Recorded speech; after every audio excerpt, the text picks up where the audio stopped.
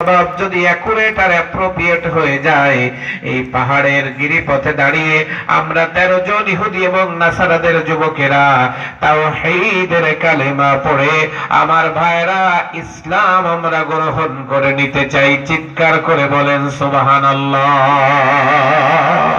নবীজির এই প্রশ্নের জবাব আমার নবীর তাৎক্ষণিক জানা ছিল না। নবীজি সাহায্য চাইলেন একজনের কাছে। তিনি কে? সবাই বলেন তিনি কে? আমরা চাইবো কার কাছে? আমরা চাইবো কার কাছে? আল্লাহর কাছে চাইবো।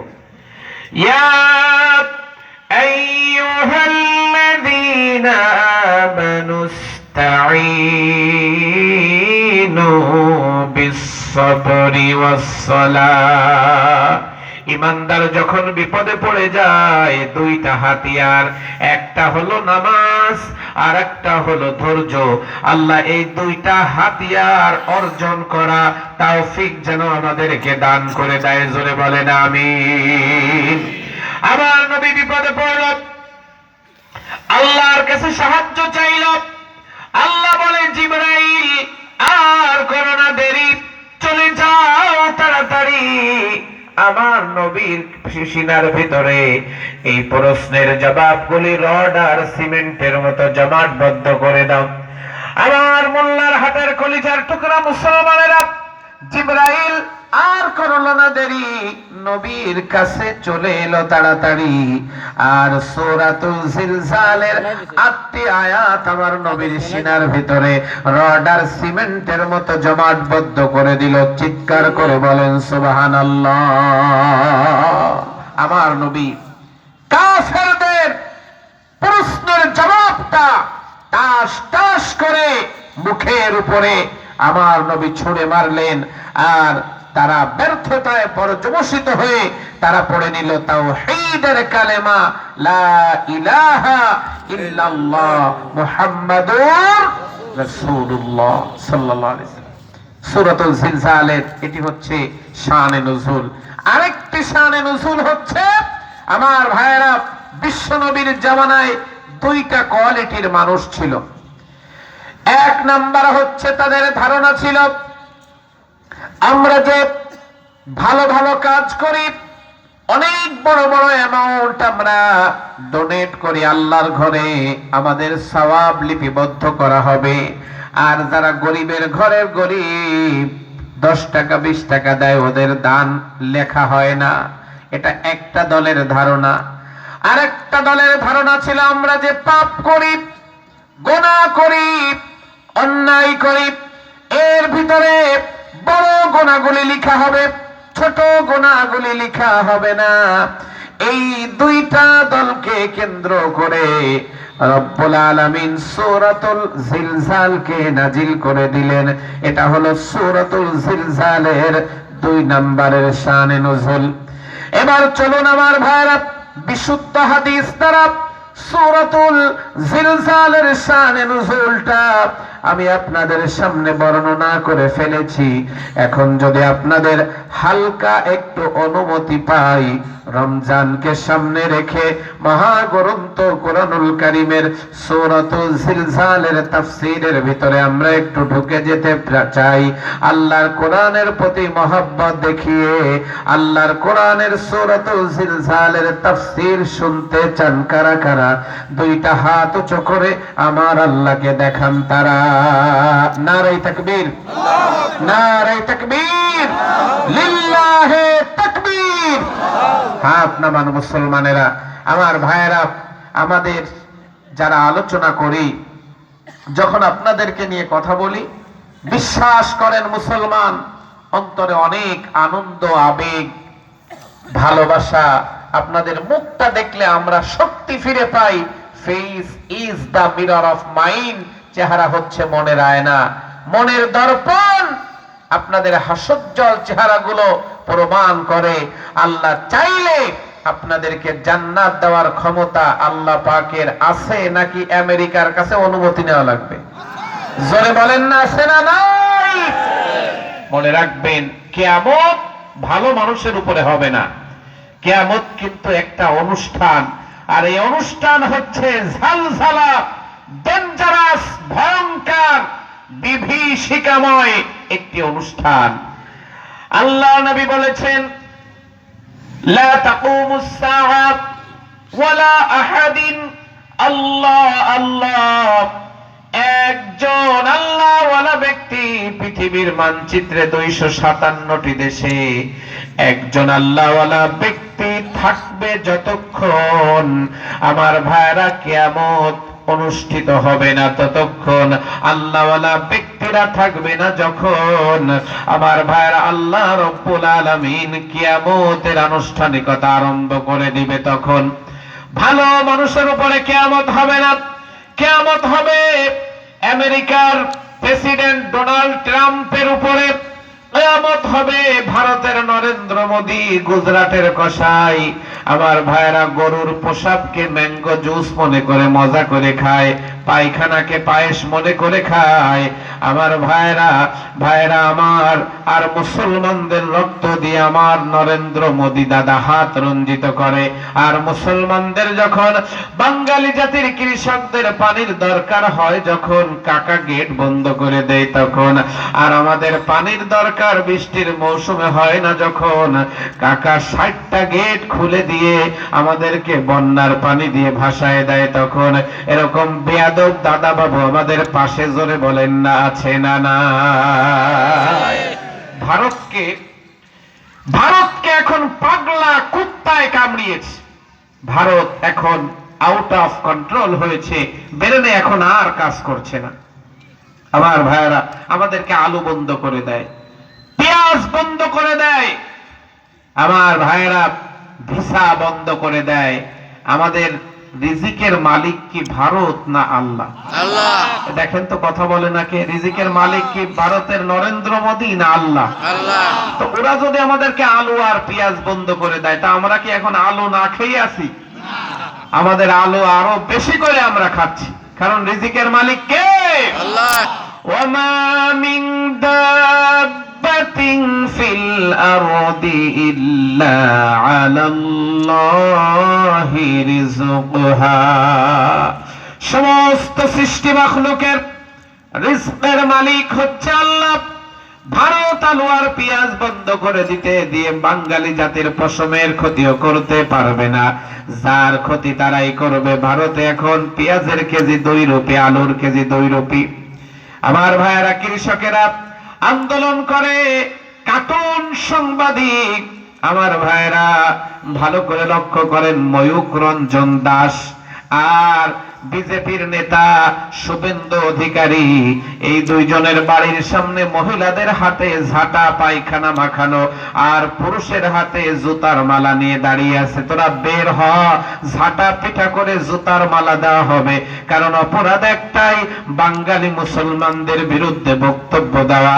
কারণ আমাদেরকে সম্মানিত করেছেন যিনি, চিৎকার করে বলেন তিনি কে? ভারতের ফোর্টিস হসপিটালে আমার এক বন্ধু চাকরি করে, আমাকে বলছে, ভাই টেলিফোনে গতকালকে কথা হলো, বাঙালি রোগীও নাই, হসপিটালে মাফি উঠছে, কলকাতার শ্রীলেদারে বাঙালি কাস্টমার নাই, আবাসিক হোটেলগুলো বন্ধ হয়ে আছে। আমার ভাইয়েরা, কারণ পৃথিবীর সবচাইতে নোংরা জাতি, কৃপণ জাতি হচ্ছে আমার ভাইয়েরা এই ভারতের লোকেরা। আমার ভাইয়েরা ভালো করে লক্ষ্য করেন, আমাদের দেশের যে ভ্যান চালিয়ে খায়, 1 কেজির নিচে গরুর গোস্ত কেনে না। 1 কেজির নিচে কি গরুর গোস্ত আমাদের দেশে কেউ কেনে না। আমি ভারতে মাহফিলে গিয়েছি, আমাকে নিয়ে মার্কেটে গিয়েছে, কলকাতার বাজারে মাহফিল কমিটি গিয়ে বলছে, দাদা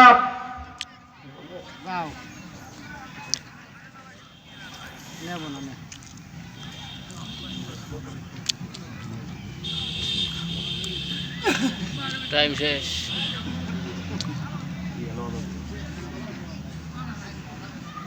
আমার ভাইয়েরা আমাকে সাথে নিয়ে গিয়ে বলছে যে, দাদা 300 গ্রাম গরুর গোস্ত দেন, বাংলাদেশ থেকে হুজুর এসেছে, ভিআইপি মেহমান আসছে। তো ভিআইপি মেহমানের জন্য 300 গ্রাম যদি কেনে, লোকাল মেহমান গেলে কত কেনে আল্লাহই ভালো জানে, জোরে বলেন ঠিক না বেঠিক? আমার ভাইরা, এখন ভারতের মিডিয়া পাগলা কুকুরে কামড়িয়েছে, বাংলাদেশ থাকবে না, বাংলাদেশ থাকবে না এটা বলে বক্তব্য দিচ্ছে। আমার কলিজার টুকরা মুসলমানেরা, সময় আমাদের হাতে অনেক কম। একজন ব্যক্তির গরু হারিয়ে গেল, যখন গরু খুঁজতে খুঁজতে পাগল হয়ে গেল, তখন আমার ভাইরা ছেলে ডাক দিয়ে বলে, বাবা তুমি কেন এত পাগলামি করো? বাবা ডাক দিয়ে ছেলেরে বলে, ভাই তুই চুপ কর, আমার জায়গায় তুই থাকলে তুইও পাগলামি করতি। দুধের গরু হারিয়েছে আমার, শরীরে জ্বালা যন্ত্রণা আমার। ছেলে ডাক দিয়ে বলে, মা তোমার স্বামী আমার বাবা, লোকের সামনে আমাকে ভাই বলে ডাকে, আমার ইজ্জত থাকে না। স্ত্রী ডাক দিয়ে বলে, কি গো স্বামী, তুমি কেন তোমার সন্তানটাকে ভাই বলে ডাকো? এবার স্বামী স্ত্রীকে বলে, মা তুই আমার কষ্ট বুঝবি না, গরু হারিয়েছে আমার জ্বালা আমার। আমার ভাইয়েরা, যদি দুধের গরু হারিয়ে যায় ছেলেকে ভাই বলে ডাকে আর বউকে মা বলে ডাকে। ভাইরা আমার, বাংলাদেশ থেকে ইলিশ মাছ যাওয়া, রাজশাহী রাম যাওয়া, আর টাঙ্গাইলের জামদানি শাড়ি পার্সেল যাওয়া বন্ধ হয়ে গেল যখন, ভারতের মাথার তার ছিঁড়ে গিয়েছে। এখন জোরে বলেন ঠিক না বেঠিক? কিন্তু একটি কথা মনে রাখবেন, আমাদের রিজিকের মালিক কি ভারত না আল্লাহ? আমরা নির্ভরশীল ভারতের উপরে না আল্লাহর উপরে? আমার মুসলমান ভাইয়েরা, কিয়ামত হবে, এই সমস্ত পৃথিবীর খারাপ মানুষগুলোর উপরে কিয়ামত হবে, কোন ভালো মানুষের উপরে কিয়ামত হবে না। লা তাকুমুস সাআ ওয়ালা আহাদিন, আল্লাহ আল্লাহ। কিয়ামত হবে, একজন ভালো মানুষ থাকতেও পৃথিবীতে কিয়ামত হবে না। বন্ধুরা আমার, ভাইয়েরা আমার, সময় আমাদের হাতে প্রচুর পরিমাণে কম। আল্লাহ রাব্বুল আলামিন বলছেন, ইযা যুলজিলাতিল আরদু জিলজালাহা, কিয়ামত যখন হবে পৃথিবীটা প্রবল কম্পনে প্রকম্পিত হবে। সব জায়গাগুলি উত্তর থেকে দক্ষিণ, পূর্ব থেকে পশ্চিম, সব জায়গা কাঁপাকাঁপি আরম্ভ করে দিবে, সব জায়গাগুলি কেঁপে উঠবে। আমার মুসলমান ভাইরা, কয়েকদিন আগে আপনারা দেখেছেন তুরস্ক এবং সিরিয়াতে ভূমিকম্প হয়েছে। অতএব একই সময় পৃথিবীর অন্য জায়গাগুলিতে ভূমিকম্প হয় নাই। আল্লাহ পাক বলে, তোমাদের সামনে এমন একটি ভূমিকম্প আসছে, একটা ভূমিকম্পে একই টাইমে সারা পৃথিবীতে ঝাঁকানাকা আরম্ভ হবে, সারা পৃথিবীতে কেঁপে উঠবে। আল্লাহ রাব্বুল আলামিন সুন্দর করে জানিয়ে দিলেন, ইয়া আইয়ুহান নাসু ইত্তাকু রাব্বাকুম ইন্না যালযালাতাস সাআতি শাইউন আযীম। ইয়া আইয়ুহান নাস, হে সকল মানব জাতি, ইত্তাকু রাব্বাকুম, তোমরা তোমাদের সেই মহান রবকে ভয় করো। এখানে বলা হচ্ছে ইন্না যালযালাতাস সাআতি শাইউন আযীম, নিশ্চয় কিয়ামতের কম্পন বড়ই ভয়ঙ্কর হবে। এটি এমন একটি কম্পন, একটা কম্পনে পুরা পৃথিবী কেঁপে উঠবে। আল্লাহ রাব্বুল আলামিন একজন ফেরেশতা বানিয়েছেন, এই ফেরেশতার নাম হলো হযরত ইসরাফিল আলাইহিস সালাম। এই ফেরেশতাকে বানানোর পর থেকে অপলক নয়নে আরশের দিকে তাকিয়ে আছেন, কখন রব তাকে আদেশ করবে, আর সঙ্গে সঙ্গে সিংহায় ফুৎকার দেওয়া আরম্ভ হয়ে যাবে। আমার ভাইরা, ইসরাফিল আলাইহিস সালাম, আমার ভাইরা, কিয়ামত আরম্ভ হওয়ার সময় সিংহায় ফুৎকার দিবেন মোট 2 বার। চিৎকার করে বলেন কয়বার? প্রথমবার যখন সিংহায় ফুৎকার দিবেন, আমার কলিজার টুকরা মুসলমানেরা, প্রথমবার সিংহায় ফুৎকার দেওয়ার পরে এই পৃথিবীতে যত মানুষ জীবিত আছে সব মানুষগুলি, আমার ভাইরা, 1 সেকেন্ডের ভিতরে সব মানুষগুলো পৃথিবী থেকে বিদায় নিয়ে সবাই মারা যাবে। আমার ভাইরা, প্রথমবার সিংহায় ফুৎকার দেওয়ার পরে আমার কলিজার টুকরা মুসলমানেরা, পাহাড়গুলোর অবস্থা কি হবে? আল্লাহ রাব্বুল আলামিন বলছেন, ফাইদা ইয়াওমা তারজুফুল আরদু ওয়াল জিবালু ওয়া কানাতিল জিবালু কাসীবাম মাহিলা। প্রথমবার সিংহায় ফুৎকার দেওয়ার পরে পাহাড়গুলোর অবস্থা কি হবে? পাহাড়গুলা বালুর মতো করে উড়তে থাকবে। অন্য আয়াতে আল্লাহ রাব্বুল আলামিন বলেন ওয়া তাকুনুল জিবালু কাল আহিনিল মানফুশ। আল্লাহ রাব্বুল আলামিন বলেন পাহাড়গুলা তুলার মতো করে উড়তে থাকবে। এই পৃথিবীর বিল্ডিং ইমারতগুলি ভেঙে চুরমার হয়ে যাবে। আমার ভাইরা, কুরআনুল কারীম জানিয়েছে কুল্লু মান আলাইহা ফানি ওয়া ইয়াবকা ওয়াজহু রাব্বিকা যুল জালালি ওয়াল ইকরাম। কিচ্ছু থাকবে না, শুধুমাত্র টিকে থাকবেন একজন। চিৎকার করে বলেন তিনি কে? সবকিছু লন্ড ভন্ড, চূর্ণ বিচূর্ণ, ছিন্ন ভিন্ন, তছনছ মেসাকার, ভেঙ্গে চুরমার হয়ে যাবে, ধ্বংস হয়ে যাবে, নিপাত হয়ে যাবে। একজন থাকবেন, তিনি কে? আল্লাহ। আমার মুসলমান ভাইরা, কিছুই যখন থাকবে না তখন রব্বুল আলামিন বলবেন ইয়া দুনিয়া আইনা সাজারুক, তোমার বৃক্ষগুলো আজকে কোথায়? কোনো জবাব দিবে না। এরপরে বলবেন ইয়া দুনিয়া আইনা জিবালুক, তোমার বুকের উপরে দাঁড়িয়ে থাকা পাহাড়গুলা কোথায়? কোনো জবাব নাই, কারণ আল্লাহ ছাড়া কেউ নাই। এরপরে বলবেন ইয়া দুনিয়া আইনা আনহারুক, তোমার বুকের উপরে দাঁড়িয়ে থাকা আটলান্টিক মহাসাগর আর প্রশান্ত মহাসাগর কোথায়? কোনো জবাব নাই, কারণ আল্লাহ ছাড়া কেউ নাই। এরপর আল্লাহ রাব্বুল আলামিন চিৎকার করে আবার বলবেন, কুরআনুল কারীম জানিয়েছে লিমানিল মুলকুল ইয়াউম। আল্লাহ পাক বলবেন যে আজকের দিনে রাজত্বটা কার? আমার ভাইরা, কেউ জবাব দিবে না, আল্লাহ নিজেই জবাব দিবেন। লিল্লাহিল ওয়াহিদিল কাহ্হার।